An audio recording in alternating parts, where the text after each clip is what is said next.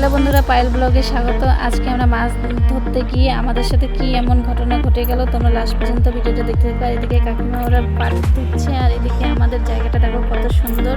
আর এদিকে আমার ভাই নৌকো চালাচ্ছে, ভাই নৌকোটা খুব সুন্দর করে চালাচ্ছে। আর এদিকে আমার মা ছাগল নিয়ে বাড়িতে যাচ্ছে। আর ফাইনালি ওই জায়গাটাতে আমরা চলে এলাম, আর তোমাদেরকে দেখাবো এবার কীভাবে আমরা কালকে রাত্রিবেলা আমার বাবা ডার্কি পেতেছিল, ওই ডার্কি আজকে আমরা মাছ ধরতে এসেছি। আর তোমাদেরকে দেখাবো আমরা কীভাবে কি মাছ আছে আর কীভাবে ছাড়বো সেটাই তোমাদেরকে দেখাবো। তোমরা দেখতেই থাকো। ওই জায়গাটাতে চলে এসেছি, আর এখন আমি ওই জায়গাটাতে চলে যাবো যেখানে ডার্কিগুলো আছে, সেই জায়গাটাতে গিয়ে আমি তুলবো।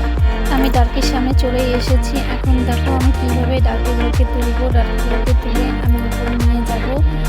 সবার পাশ সুতাটা খুলে আমি দেখবো যে এখানে কি মাছ আছে, তারপর মাছগুলোকে তোমাদেরকে দেখাবো। এখানে ছোট পুঁটি মাছ আছে।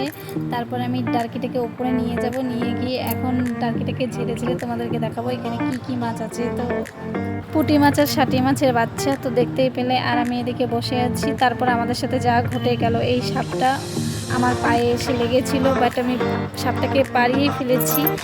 আর আমার সাপ দেখে খুব ভয় লাগে, তার জন্য আমরা তাড়াতাড়ি করে বাড়ি চলে যাচ্ছি। কারণ বন্ধুরা আমার সাপ দেখে খুব লাগে ভয়, তার জন্য আমরা চলে যাচ্ছি বাড়িতে।